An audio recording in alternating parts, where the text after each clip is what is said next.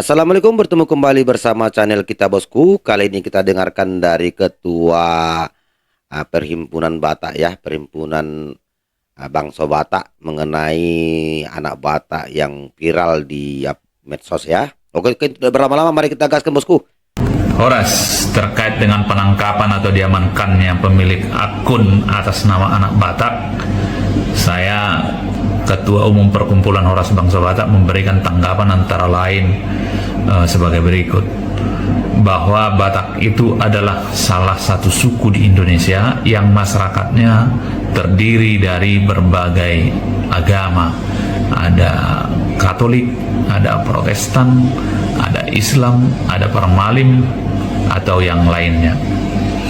Bahwa kami dari Perkumpulan Horas Bangsa Batak menjunjung tinggi nilai-nilai toleransi antar umat beragama dan semaksimal mungkin turut serta menciptakan harmoni antar pemeluk agama yang ada di Indonesia demi tercapainya rasa kedamaian, rasa saling menghormati antara sesama pemeluk agama yang ada di Indonesia.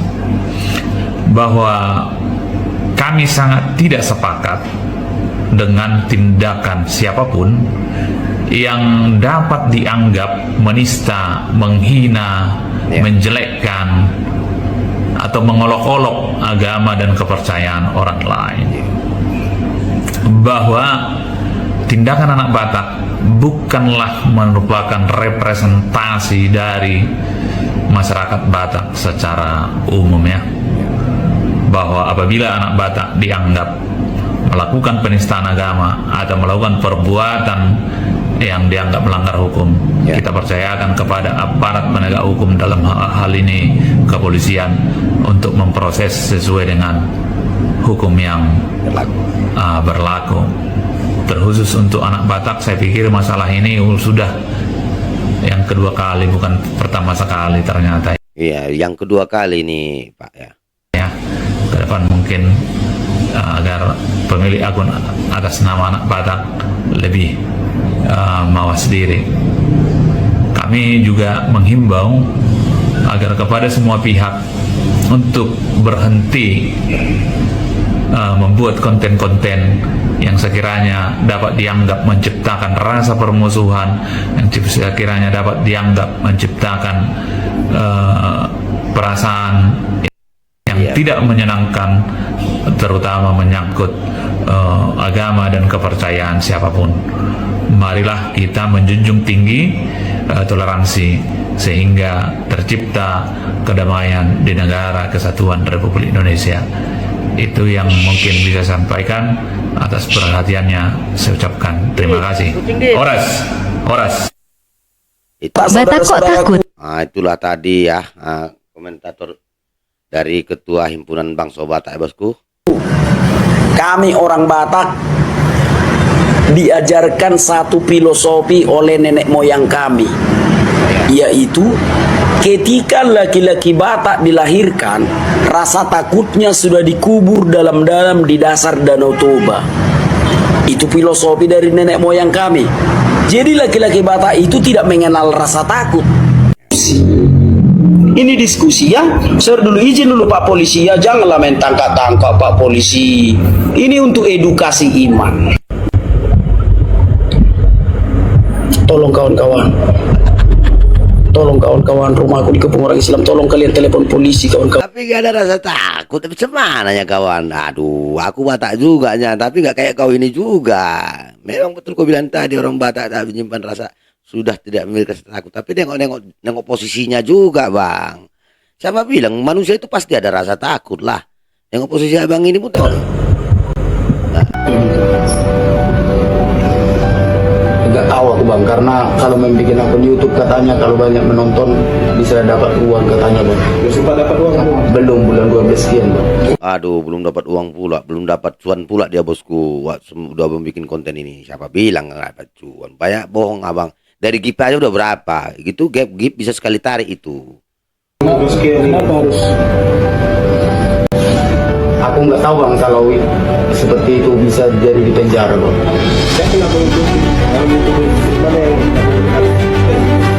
kan di YouTube Bang yang mendidik seperti itu. Makanya begitu. Contohnya satu. Jonathan Nanda, Hidayah Malang Channel, 28 DM2. Itulah kan mengenai konten-konten yang kayak gini ini, aku pun nggak pernah aku mau suka jenis konten kayak gini, nggak pernah. Nah, waktu tadi malam saya live itu banyak sekali komen-komen yang berkata begini ya, Bang JDP yang melaporkan itu adalah mereka-mereka yang kalah debat katanya. Jadi mereka kalah debat, akhirnya mereka nggak terima dan melaporkan si anak Batak. Tanggapan saya ketika mereka mengatakan umat Islam kalah debat lalu lapor polisi. Gini ya teman-teman Kristen, kalau Anda tidak siap mental ya untuk menerima fakta dan data dari saya ataupun dari apologet Islam lainnya, maka jangan sampai Anda itu menista. Ini ketika kita tampilkan faktanya, kita tampilkan datanya, mereka tidak dapat membantah data dan fakta tersebut. Lalu apa yang mereka lakukan? Mereka langsung menista agama Islam. Ya, lalu ketika mereka menista agama Islam, dilaporkan mereka tidak terima. Lalu cara hibur dirinya, Islam kalah debat, lapor polisi. Jadi tanggapan saya, karena kalian kalah debat, ya kalian menista.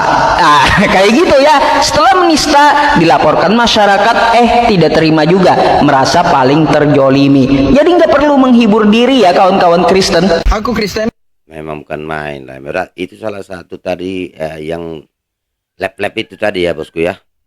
Itu menurut aku bubarkan aja semua, itu nggak bagus itu. Saya Muslim tapi saya nggak suka yang menurut begitu. Tapi aku nggak setuju sama kebanyakan komentar di videoku yang kemarin yang bilang, ya kan mereka mayoritas bang, ya kan mereka paling banyak di Indonesia bang. Aku bilang sama kalian, enggak, bukan masalah mayoritas.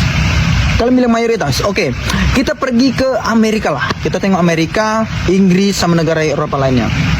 Di sana kebanyakan apa? Kristen, mayoritasnya Kristen. Tapi kalian tengok apa yang terjadi di luar sana. Apa yang terjadi di situ? Ya. Mereka mayoritas Kristen. Tuhan Yesus diolok-olok di sana. Jangankan itu, bahkan kemarin Tuhan Yesus dibilang gay. Coba kau berpikir dulu. Karena mayoritas? Bukan karena mayoritas. Jangankan itu, di Amerika kemarin hari Paskah diganti jadi hari besar kaum LGBT. Coba kalian research, coba cari dah. Mayoritas? Bukan karena mayoritas, tapi karena mereka tahu apa yang harus ditoleransi, apa yang enggak, dan ketika itu tidak bisa ditoleransi, bertindak. Contohnya, coba kalian pergi ke Dubai misalnya, atau negara-negara yang mayoritasnya Muslim, atau nggak usah jauh-jauh, Indonesia aja lah. Ada yang berani melecehkan Nabi besar Muhammad? Ada yang berani ngomong aneh-aneh tentang agama Islam? Nggak ada. Karena apa? Karena berpendirian teguh, karena tahu apa yang harus ditoleransi, apa yang enggak. Tapi Ya dari situlah memang setiap agama punya perbedaannya bosku ya. menurutku, cuman pikirin dulu, baru kasih tahu apa isi pikiran kalian. Gimana buat kalian? Bikin di komentar, oke? Enjoy. Assalamualaikum warahmatullahi wabarakatuh. Diduga melakukan penistaan agama ke Bali, akun Anak Batak Part 2 dilaporkan ke Polda Sumatera Utara oleh Gapai dan DPW API Cabang Sumatera Utara. Apa itu Gapai? Gapai adalah gerakan anti penistaan agama Islam. Kalian buat gapai, tapi kalian juga yang memantik-mantik. Itu loh yang bersalahan itu. Saya mendukung Gapai, saudara-saudariku yang ada di Gapai. Kalau tidak ada namanya itu debat-debat kayak gini, mana lah mungkin ada tertangkap itu. Dan saya mendukung DPW Saya paling nggak suka debat-debat kalian itu. API yang ada di Sumatera Utara. Teman-teman semuanya, kenapa Anak Batak dilaporkan kembali? Kalau saya membaca sebuah artikel yang saya temukan, dia memaknai hadis sesuai hawa nafsunya, dia tidak menguasai dari hadis tersebut, dia tidak paham qauliyah dari perkataan Nabi, tidak paham fi'liyah dari perbuatan Nabi, terus tidak paham ahwaliyah keadaan Nabi saat itu. sehingga dia membacakan hadis tersebut ke masyarakat dengan memakai asumsinya sendiri. Ya, memang orang di luar agama Islam itu tidak ada sanad keilmuannya tentang masalah hadis. Ya, tapi coba-coba untuk memelintir hadis. Ya, teman-teman semuanya kita tunggu saja proses lanjutan dari pihak kepolisian terhadap anak Batak tersebut. Mari kita kawal kasusnya. Saya mendukung penuh Gapai dan mendukung penuh DPW API Sumatera Utara. Share video ini sebanyak-banyaknya. Oke, kayak manapun juga ya bosku, mengenai debat-debat ini saya sebagai admin secara pribadi tidak pernah suka ya. Mau yang Islam, mau yang Kristen, menurut saya ya kalau bisa di aplikasi lain itu yang debat-debat kayak gini ya di apa aja lah, dicancel aja semua. Karena ini sekarang makhluk akhir zaman sekarang sudah jelas-jelas mengatakan kalau kau kepingin selamat ikuti agama masing-masing. Istilahnya macam kami lah Islam ya. Sudah jelas, macam mana lagi dibilang. Nabi terakhir sudah jelas. Kalau mau selamat ikuti hadis ataupun Al-Quran. Kalau nggak mau mengikuti masuk neraka.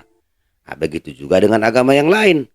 Jadi kita sudah ada pilihan. Jadi kalau kayak gini kata namanya memanas-manasi bosku ya. Jadi menurut aku tidak ada sisi positifnya sama aku mengenai konten yang kayak gitu. Jadi harapanku konten-konten yang sifatnya yang membuat kita semangat dalam beragama, dalam beribadah itu yang bagus.